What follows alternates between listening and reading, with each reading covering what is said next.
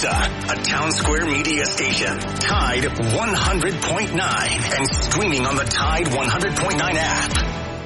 If you're looking for a traditional banking experience with a banker who calls you by name, we invite you to get to know our friends at Bryant Bank. Bryant Bank customers enjoy online banking accessible around the clock to give you the freedom and flexibility to bank your way, all backed by people who you know and trust. Get to know your Bryant banker at one of the 4 locations right here in Tuscaloosa. Bryant Bank, equal housing lender, and of course, a member of the FDIC. You are about to be locked in on the Stingray Show, and coming up on this edition, we are going to be taking you back in time to the Bayou of LSU and talk with a former LSU quarterback who before that was also a Major League Baseball star with the Florida Marlins. Josh Booty will join us on this edition of the Stingray Show.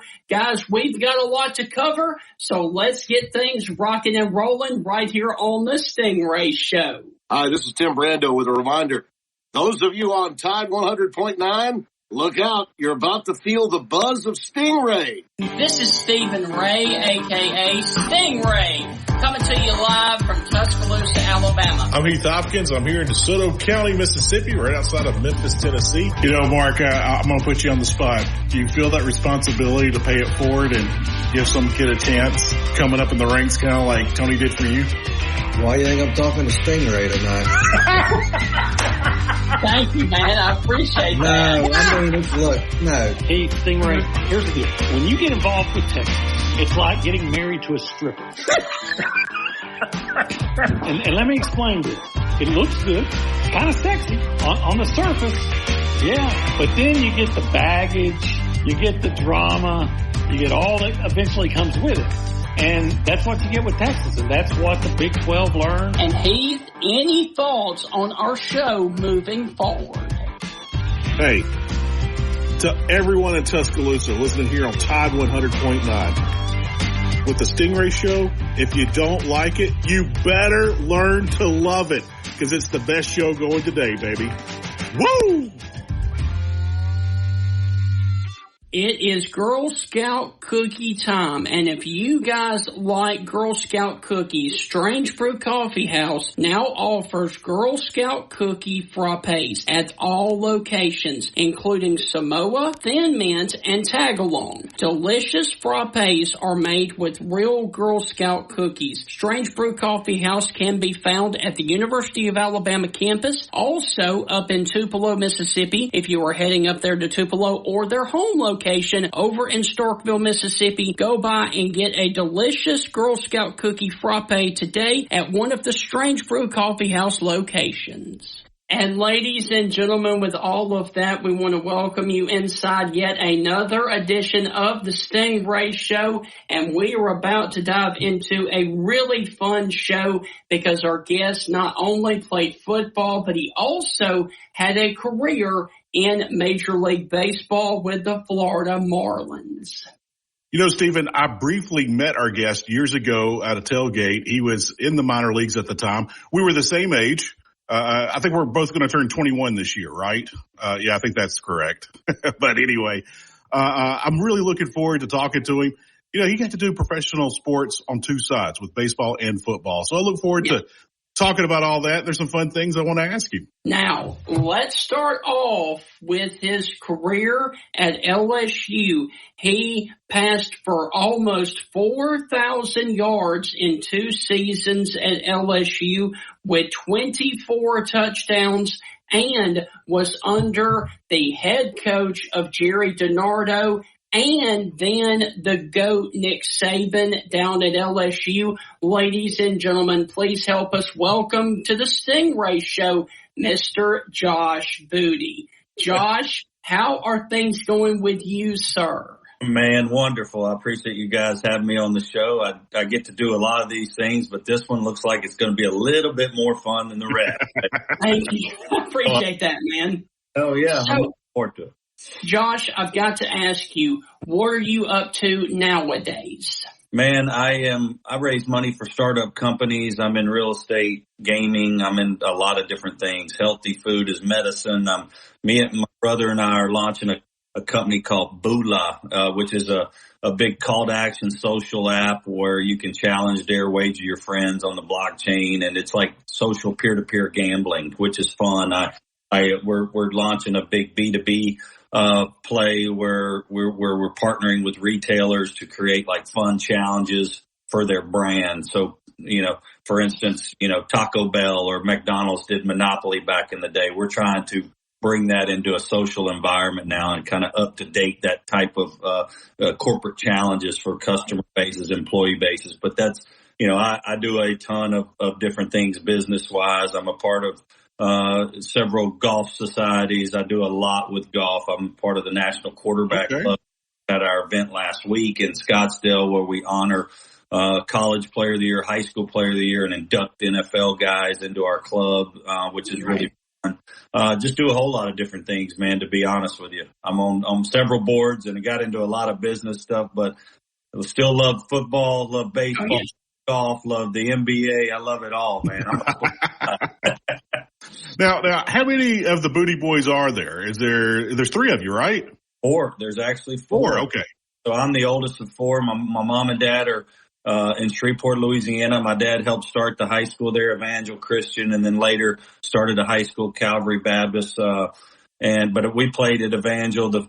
Me, Abram, who played at LSU, wide receiver, and JD, who played quarterback at USC, all went to Evangel. My youngest brother, Jack, who's in this Bula, we're the co-founders of Bula. He's here with me in Fort Lauderdale now. I'm living, but there's 4 of us. Jack played high school football and then coached with Doug Peterson. So he didn't play college football and then got into business with me. We won't talk much about your brother. I do remember I was still in media. I was in television. I was covering high school football. I had a friend at Northwestern State there in Natchitoches, Louisiana. Yeah. And he had a suite there in the Superdome for the state championship game. And I was down on the sidelines. Your brother threw this pass, and again, we're not going to talk about your brother. This will be the only time we'll talk about it. That's fine. Hey, I love him.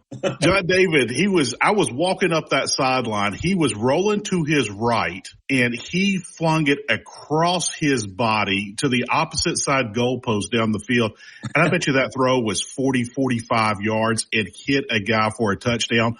And I sat there, I was like, I'm on the sidelines for SEC games. Like, there's SEC quarterbacks who cannot make that throw. Now, it's a high school defense. He wouldn't be able to make that throw against SEC defense. But I was like, that arm, I was so impressed with that throw because he was going out of bounds. He was getting hit, threw across his body to the opposite hash mark and hit a guy for a touchdown. I think they won that game big that night. I think they won huge. Yeah, he was quite a player, especially at Evangel and at SC, and was drafted in the NFL. He backed up Brett Favre there in Minnesota for a few years. He was with Vince in Tennessee. I think Kerry Collins was there, and then he was with Matt Schaub in Houston. So he had a good little run, especially in college with Pete Carroll and SC. It was an awesome day. Now, I want to brag on you, Josh. If I'm not mistaken, because we didn't have the internet back in 1994, because I remember sitting there saying, it was like, how can someone even judge or rank high school players going into college? But if I'm not mistaken, you were ranked ahead of Peyton Manning in football coming out of high school. I want to say you were the number 1 recruit coming out of Louisiana, if not the nation. And some guy named Peyton Manning was number 2. Am I correct on that? Yeah, man, you are. Well, he was a big recruit too, and we were 1 and 2 in a lot of different magazines. They used to have the USA Today All-American team, which was like the most prestigious, and then Super Prep and Parade magazine and those most prestigious ones. I was able to I was the MVP of the Super Prep All-American team and first team. I think he was second team, and then Parade, I was the first team, and then Gatorade, he was the first team, the Gatorade player of the. So we were neck and neck, the whole. We were always watching each other, but again, I was playing baseball too, and I felt like I was just kind of a multi-sport athlete. He was, of course, groomed to play quarterback, and I wanted to play shortstop at LSU. Is really what I do for Skip Burtman back in the day. Right. Growing up playing high school football made me want to play football more and more. My dad was a football coach, but I grew up really thinking, my whole goal in life was to play big league baseball and play for the Yankees. That's how I grew up thinking, and then football became a part of my life when I got to high school because, football in the South is Friday Night Lights is so amazing and we were building something awesome. And then so I just fell absolutely in love with football. But baseball was always something that I wanted to do. Wow.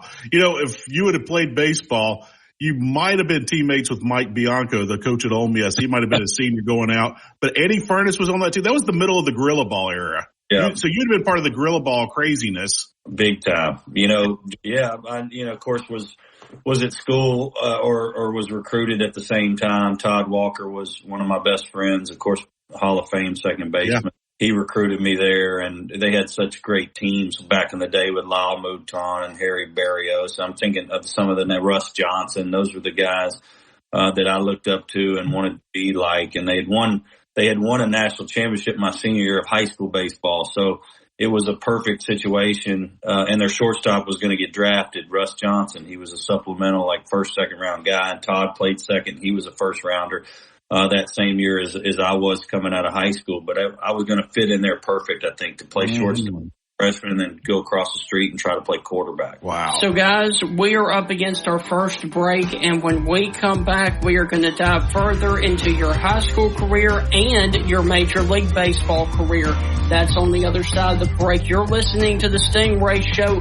We will be back with former LSU quarterback Josh Booty. Citizens of West Alabama, have you heard the news? The Bank of Moundville, which was established way back in 1907, offers personal loans of all sizes, unsecured and secured, with competitive interest rates. You can contact them today at 205-371-2227. Once again, that is the Bank of Moundville, 205-371-2227, or go by and see them in downtown Moundville. They are an equal housing lender and a member of the FDIC. Do you guys like to fish? I know I do, and if you have a pond or lake in your backyard that needs stocking of fish, you need to contact biologist Jeff Bagwell with Honey Hole Fisheries. He can help you stock your lake with bluegill, largemouth bass, and hybrid striped bass. You can get in touch with Jeff Bagwell and Honey Hole Fisheries at 205-799-0192. Once again, that is Honey Hole Fisheries, 205-799-0192. Contact Mr. Jeff Bagwell today and let him help you build the lake of your dreams. Do you guys dream about owning a home or a condominium down on the beautiful beaches of Alabama, say Orange Beach, Gulf Shores, or maybe even Fairhope? Then let me tell you about First Class Real Estate South Home Group's owner, Celeste Hagler. She has brokers down there in the beautiful beaches of Alabama to help you purchase the home of your dreams and to live where you love in the state of Alabama. You can contact Celeste Hagler. StraightTalk.com. For network management practices, visit StraightTalk.com. Device off rents 41424. In-store activation on single Silver Unlimited plan or higher required. Family plan discount with 4 lines, all on the Silver Unlimited plan. Taxes and fees apply. The best station in the state, breaking down Alabama sports. Tide 100.9 and streaming on the Tide 100.9 app.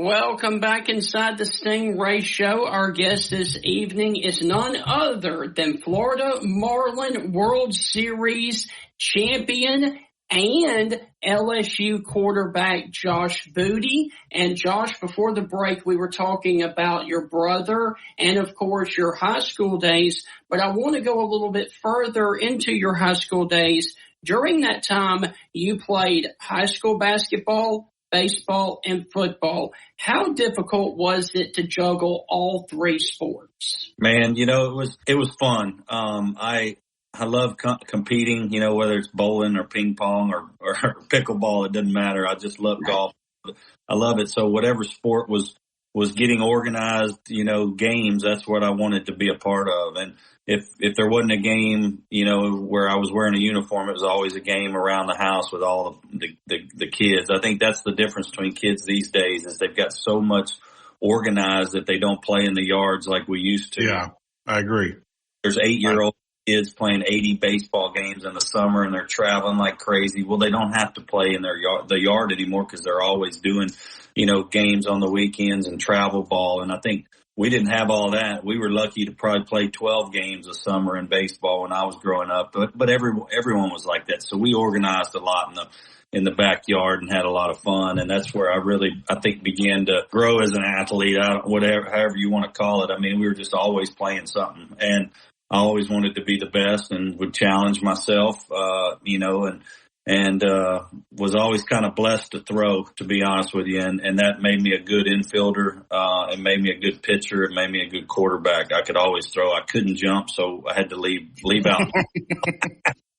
So, Josh, a quick follow-up to that. As a senior in high school, you were named to the U.S. Junior Olympic national team in 1993 and won the silver medal. How did that opportunity come about, and what was that experience like for you? Who'd you guys lose to? Cuba. Oh, well, fair enough. It was a crazy story, and I tell this one a lot, actually. I'm kind of glad you asked because it's a fascinating deal. I got invited to play in the Junior Olympics in San Antonio, Texas on off Olympic years. And they take the north, south, east, and west. They take 18-year-olds and below, and they play, they do all the sports that summer Olympic sports. We were in the same hotel as the basketball players, and it was like Jerry Stackhouse and all, Carter and all these guys. And I'm like, man, these guys are humongous guys, but we were the baseball guys. And I was there with Alex Rodriguez and Paul Konerko. Both those guys hit 500, 600 plus home runs. Uh-oh. He must have gotten a call. He'll be back. Ouch. Josh, you left us, man. Sorry. Someone was calling me on my phone. Let me do this.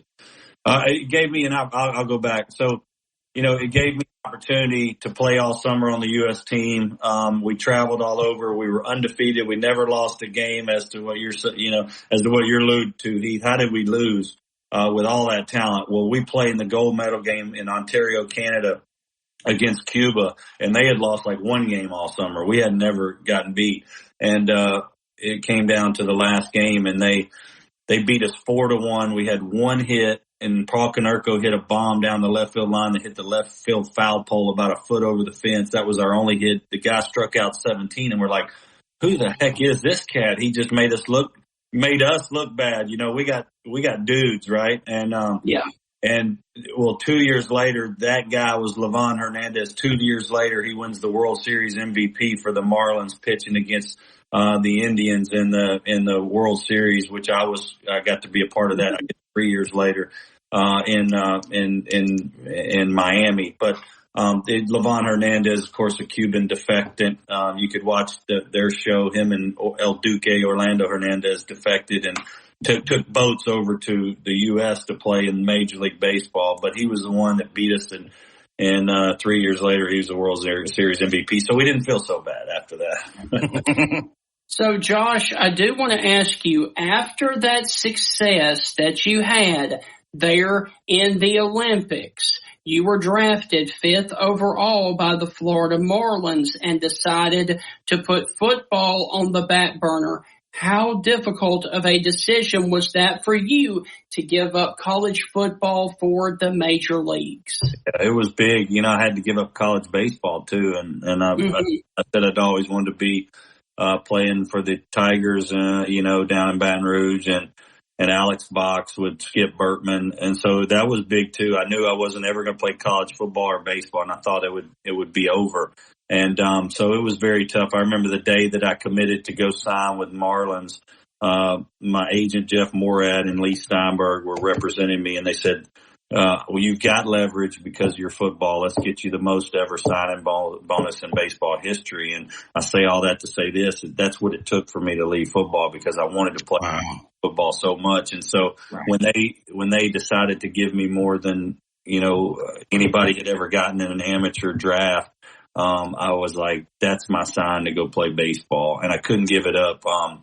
my dad's a preacher and a coach, and we hadn't been around millions of dollars and a chance to sign for $1 million plus and have like big league call-ups in my contract and different things of that nature was huge for me as an individual, as an athlete. And I'm like, you know what, I've gotten to this point for a reason. Let me sign. And then if it doesn't go well, I'll try to go back and play football. But I signed a no football clause, which was a big deal where I couldn't play football for 5 years. And that's, I went on my way to play pro baseball and thought I might never play football again. I wasn't sure. Josh, you talked about, competitive ball, travel ball, elite ball, wherever you are in the country, you call it something different. With that, do you think kids are playing too much? What do you think the ideal thing is? And I'll go on and answer first. I purposely have tried to keep my kids out of competitive ball. We've dipped our toe in it a little bit here and there. But I've tried to keep my 4 children out. But with that, I heard a coach say, and he's an old retired guy, he said, you should be playing about 30, 35 games a season. And after that, you need to be shutting it down. You need to be practicing and developing more than playing games.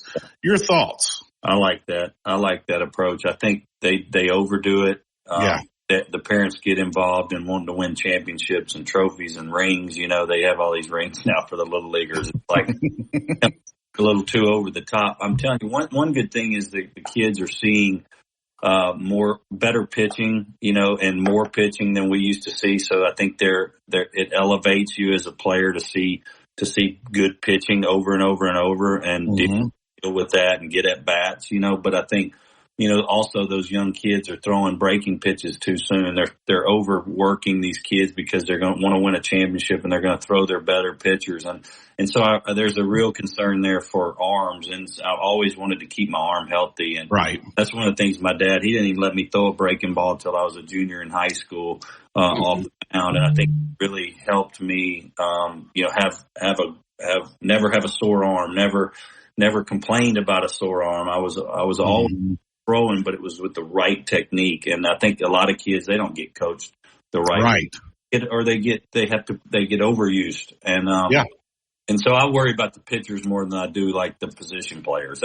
It's just want to protect the kid. If you're a position player and never pitch, play as many games as possible. It's like being in the backyard, except it's organized, I think. But if you're a pitcher, you don't want to overwork those kids or have them throwing a bunch of off-speed stuff when they're 11 years old, because even like Dr. Andrews said, there's never been more arm injuries, arms at a young age than we've ever seen before. But it's because kids are playing more games at a younger age. I mean, they're playing more games at 10 years old than the LSU's playing in a regular college baseball season. So insane. It's insane. It is. Josh, I'll ask you this. I was a young guy. My career ended in junior college. Obviously, I wasn't good enough. But being arrogant like all baseball players are, you always sit there. You'll see a guy pitch, and I remember seeing Kirk Presley pitch. Top pick for the Mets back in the early '90s. And I saw him pitch, and I was like, well, he might be better than me today, but I could still hit him. I always had that attitude about it. Yeah. Who was the first guy that you saw on a baseball field that you knew that was better than you? Because all of us baseball players are arrogant, but we always come across that guy like, oh, wow, he's good. That guy's awesome. These guys, you see different things from different players, and like you go, I can hit this guy, and you can't. It's like I faced John Smoltz and guys like that where I was like, whoa, these guys are really, really good. But I'm thinking if I have the right approach, I can get a knockoff. Right. Or, when I showed up to the Olympic deal and A-Rod he had already been the first pick overall, 1-1, first pick, first round. And the first day we showed up, I'm out there taking grounders at shortstop with A-Rod, and I'm a junior. He was a senior. He was a year ahead of me. School-wise, and he had played so much baseball, and he was the first draft already, and I was a junior in high school, so I was like, I'm looking up to him going, I want to be like that. I want to be a first rounder. Let's watch how he works, So I think for me, it was more in awe maybe of, like when I got to the big leagues and Gary Sheffield was in the locker room and he came over to me and goes, let's go out for dinner or whatever in South Beach and stuff like that, where I'm like, wow, dude, I'm in the big leagues now. So Josh, on that note, we got to take another break, and when we come back, we are going to dive further into your time there with the Marlins and get to LSU. That's on the other side of the break. You're listening to the Stingray Show. We will be right back.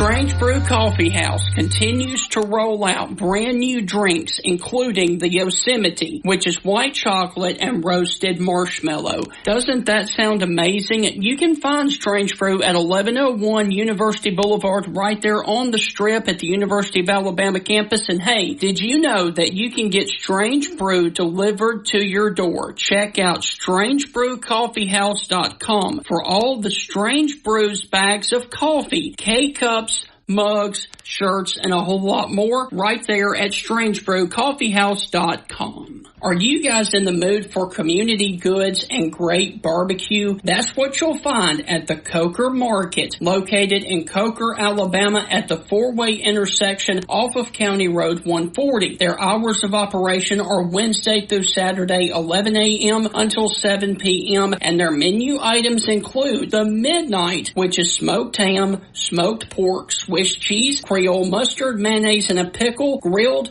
on French bread. That sandwich is absolutely amazing. Make sure you go and check out the Coker Market right there at the four-way intersection in Coker for amazing food and community goods. Your life can change on a dime, and if you are relocating for your job up to the Rocket City of Huntsville, the fastest growing city in the state of Alabama, you need to contact Celeste Hagler of First Class Real Estate South Home Group. She has brokers all over North Alabama to help you get settled with buying a new home in North Alabama. You can contact her at 205-861-5698. Once again, that is Celeste Hagler. Clean. Don't forget my bag. Nice. Febreze fabric spray. It's just that easy. Now we can both breathe. Happy Febreze. La la la la la. Follow the Crimson Tide on their journey to another national championship. Touchdown, Alabama. On your home for Alabama sports, Tide 100.9 and streaming on the Tide 100.9 app.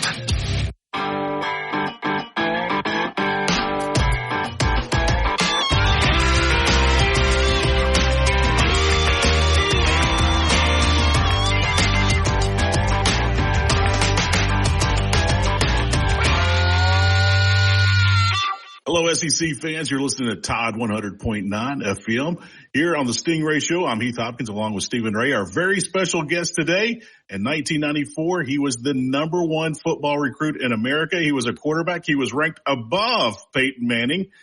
Played minor league ball, signed with the Marlins. Had an NFL career. He's done it all. We're talking to none other than Josh Booty. And Josh, one thing I wanted to ask you. You were on the MLB show. Look, I didn't have a fastball or a curveball, so I threw a knuckleball. And you were on the MLB show, the last knuckler or whatever they called it, for the knuckleball pitchers. Are we ever going to see knuckleball pitchers ever again in Major League Baseball? Because I absolutely loved every single one of them. Man, I enjoyed doing that show. And then, I think that the knuckleball is such a different craft than anything else anybody's ever done in sports. I mean, it's such a wacky deal, right? And guys like that.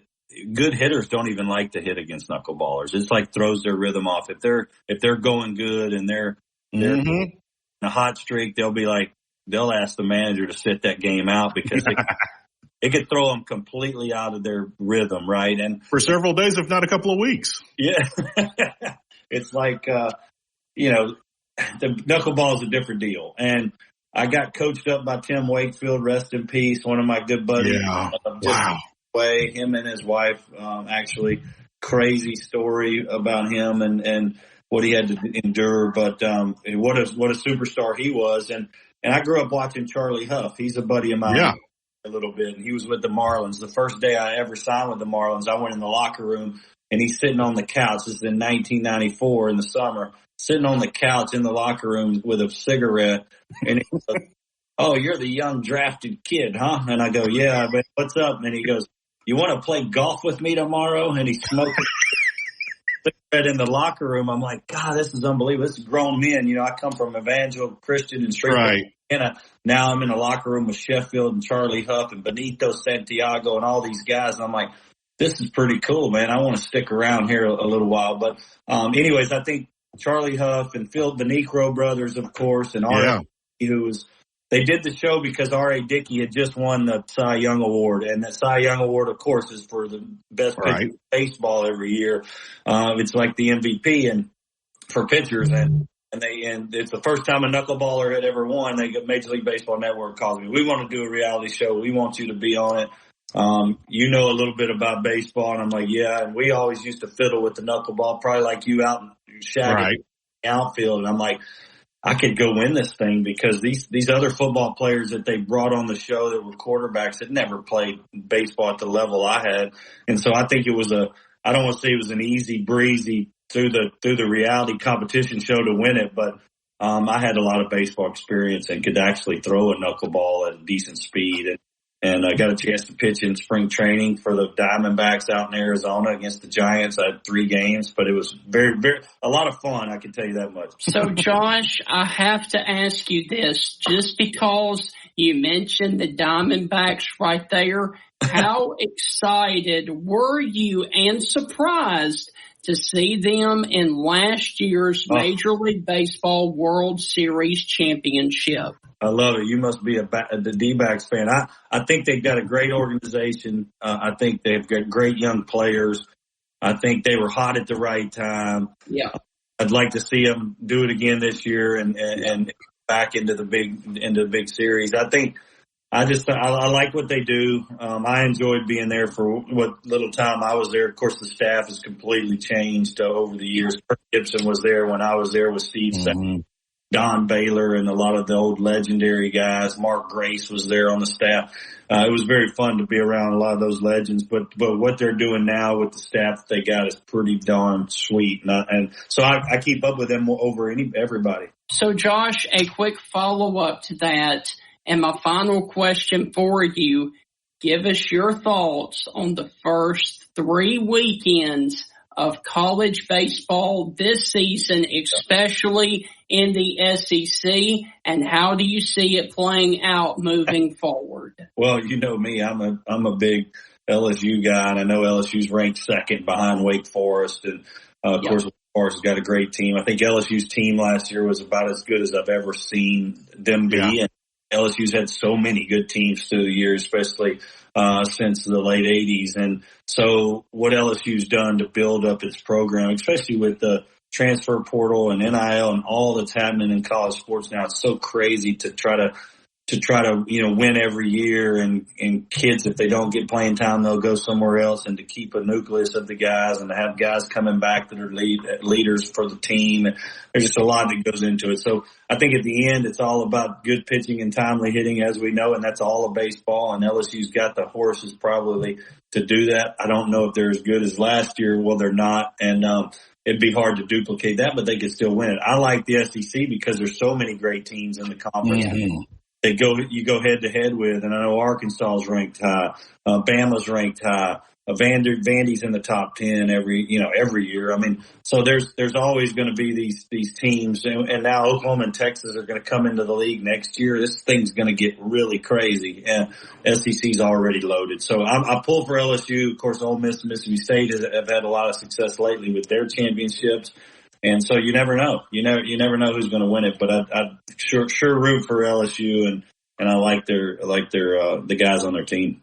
So, Josh, briefly going back to your Major League Baseball days, we always hear about it in college football. We hear about it in college baseball. But for you, which was the most intimidating road atmosphere in the major leagues when you were playing? Man, in the major leagues, I think I'd like to take a guess before you answer. Yeah. You can tell me no.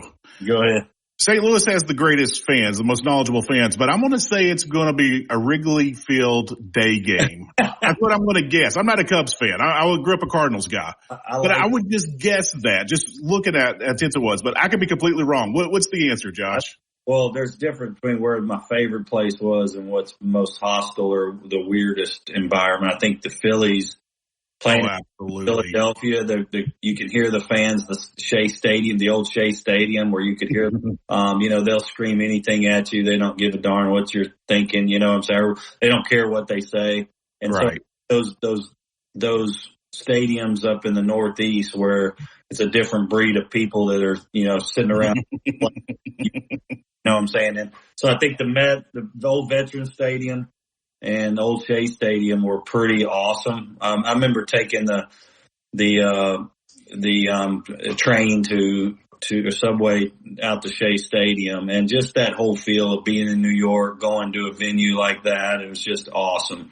And, I got to play in Montreal against Pedro Martinez back. Yeah. Montreal's not even an organization anymore. I mean, the old Expos, it's that was fun. I mean, I like every venue. It's like bucket list for me to check them off. And so those were all the fun ones that I remember. Coors Field was awesome as well. Yeah. Yes. Josh, before we let you go, we're going to bring you back. There's so many fun things we want to talk about. We just touched the tip of the iceberg. I know that's a cliche saying, but we really did in this one. Who's one guy in the SEC that you love talking baseball with and football with? Who's got the greatest stories? The coaches. Like, I played for Bruce Arians in Cleveland with the Browns 3 years, and he was with Jackie Sherrill at Mississippi State as offensive coordinator, and he recruited me in 1993, 94. And I remember when I went to visit him the first time, he was throwing up all his offense on the board, on the whiteboard and going through it. And I ended up not signing with Jackie Sherrill and him and Ron Polk at Mississippi State. I signed with LSU, but I later got to spend 3 years with Bruce in Cleveland, and he's one of the greatest storytellers of all time. And, the old Bear Bryant stories and stuff. And oh, wow. I got to spend time with Nick Saban. He was my coach at LSU the second year I was there. And, of course, listening to him just speak, period, is right. Serious. It's gold. And so I think those are the guys that I really enjoyed. Was probably the guys with the most stories were the old ball. What about baseball? Baseball, Jim Leland. I mean, okay. I love Jim Leland. He's a player's coach. I've got buddies that. Kevin Millar is one of my best friends. Nice. We were roommates for 3 years. He has his own show on the network, on Major League Baseball Network, and he's funny as hell. I think, him and I probably have the most shared stories and through the years of any athlete that I've ever been around, in baseball or football. And he's a real character. So I always kind of point towards Kevin as probably having more fun with him than anybody else. So, Josh, look, man, I know that you were on a time crunch. We will call this part 1 with Josh and then next week, when we get more time with you, we will have a part 2 with you talking exclusively about your time there at LSU. Josh, anything else you would like to say before we let you go? No, it was a real joy to be on the show. Can't wait till next week, and let's have some fun. Let's continue this deal. Yes, all right. Sir. Thank you, Josh. So, Josh, we will be in touch, and we will do part 2 next week, okay? Guys, y'all have a good rest. Thank you. So, Heath, that is going to wrap up the interview there with Josh Booty. That was very, very awesome, to say the least. And we've got to take our final break. And when we come back, we've got a little bit of a surprise for you guys. That's on the other side of the break. You're listening to the Stingray Show. We will be right back. If you're looking for a traditional banking experience with a banker who calls you by name, we invite you to get to know our friends at Bryant Bank. Bryant Bank customers enjoy online banking accessible around the clock to give you the freedom and flexibility to bank your way, all backed by people who you know and trust. Get to know your Bryant banker at one of the 4 locations right here in Tuscaloosa. Bryant Bank, equal housing lender, and of course, a member of the FDIC. Since 1999, residents of Tuscaloosa has depended on this butcher shop and grocery store. I'm talking about South's Finest Meats. With their specialty meats and fresh to frozen bulk vegetables, you can prepare delicious home-cooked meals all week long. At South's Finest Meats, customer service is their number one priority, and when you shop with them, you can expect to be treated like an MVP. Go by and check out South's Finest Meats at 3201 10th Avenue right there in Tuscaloosa. South's Finest Meats, the official sponsor of the Stingray Show. Residents of Tuscaloosa, are you guys upsizing, downsizing, looking for college housing,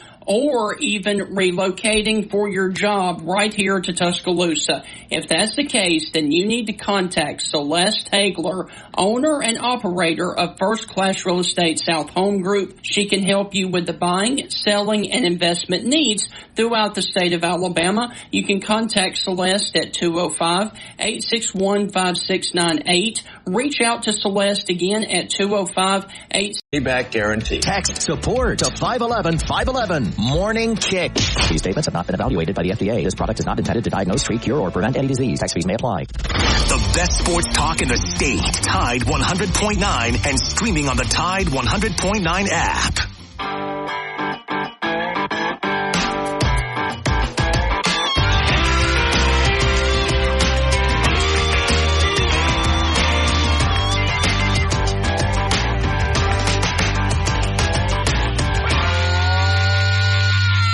Welcome back inside of our final segment right here on the Stingray Show. Guys, we just finished up part one of the interview with former LSU and Florida Marlins Major League Baseball and football quarterback Josh Booty. That was part one. Like I said, part two will be sometime next week. And Heath, the main thing about our show is what makes it so unique are the interviews like we just played for you guys right there with Josh Booty. Yeah, you know, a lot of people might remember Josh from his NFL days or maybe his MLB days or did his recruiting days or being the first quarterback for Saban at LSU or whatever it might be, or his brothers, Abram Booty and John David Booty or even Jack Booty.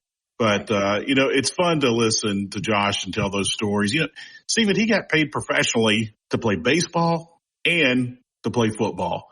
There's not too many people on this planet that have been able to pull that off. So, Heath, the reason that I say our show is so unique is because on Sunday, we actually had a very special something happen to us. On Sunday this past week, it was... You won the lottery? No. It's a little bit better than that, though, Heath. It was our 2-year anniversary of being a show on Tide 100.9. I'll take the 638 million. No, I'm joking. Or am I? I don't know. No, it's been a great 2 years. Yes. It's been a wonderful 2 years. You know, this isn't our day job. This is a hobby, but it's kind of growing into a day job. Our numbers keep growing and getting better. Our ratings are always getting better. The feedback we're getting from you guys is always wonderful, good and bad. It's I would say 90 to 95% of it has been good, excellent. Good. Yes. And so with that being said, you know, thank you to everyone who tunes in and listens. You know, it's so funny because I don't live in the Tuscaloosa area and I will randomly run into people here in the Memphis area and like, hey, that show that you did with somebody, and it'd been from months ago or a year ago. And I was like, oh, wow. You know, it just catches me off guard. And so we always enjoy you coming up and telling us what shows you did and didn't enjoy. We always enjoy the feedback, good or bad. But thank you. Thank everyone who is listening right now. Thank you so incredibly much. I am humbled and grateful that we get to spend time with you here on the radio and you enjoy it just as much as we do because we absolutely have a blast doing this. And you know, Heath, I was looking back last night. Our first shows that we did here on Tide 100.9, they were not in the ideal time slot, and we still were able to grow from a 2-day-a-week show to now a 5-day-a-week show surrounding Alabama sports. Obviously, Alabama sports knocks us off sometimes, but we are scheduled for 5 days a week.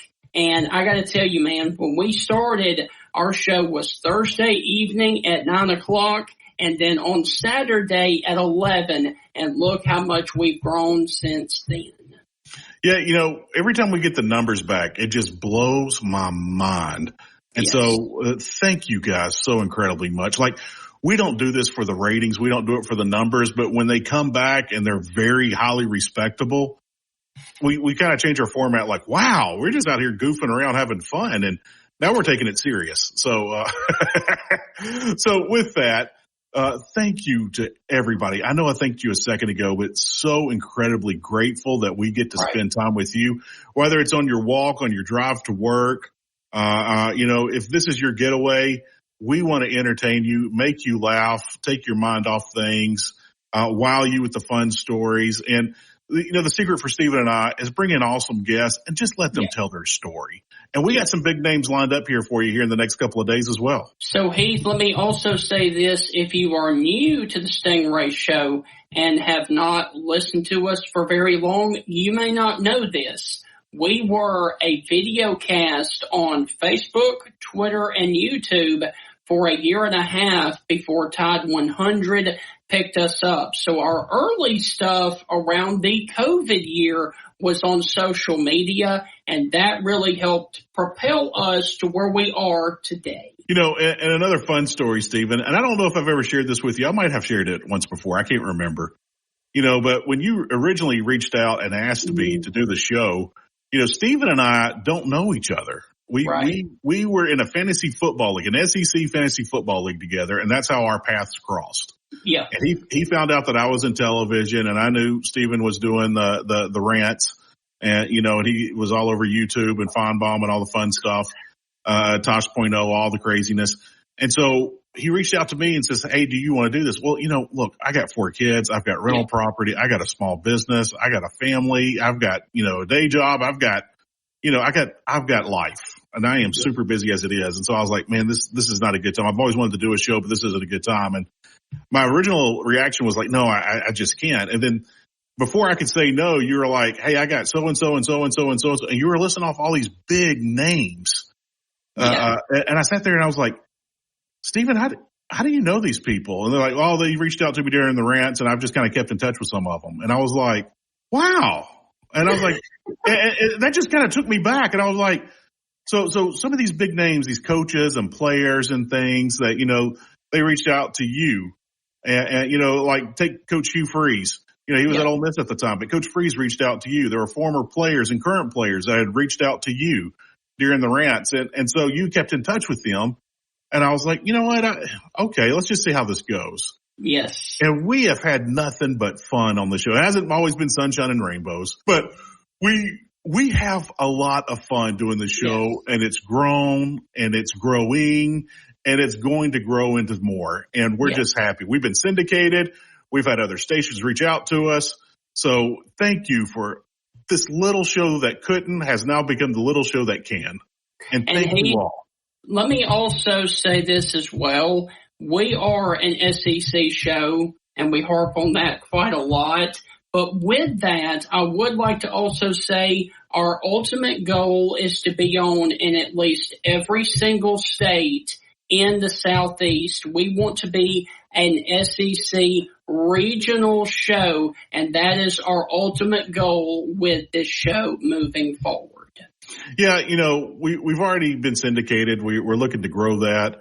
And, again, we want you guys to know what's going on all across the SEC. We don't want it to be slanted. Now, of course, if there's big news like Coach Saban retiring, well, that show's going to be eaten up by more of Alabama things that day. Yes. If a coach gets fired, if Sam Pittman gets fired at Arkansas next year, well, of course, that's going to take up a lot of the show. Within the next couple of days, who they might hire will take up some of those days as well. But we want to kind of keep it balanced. We want you guys to kind of fill in the know.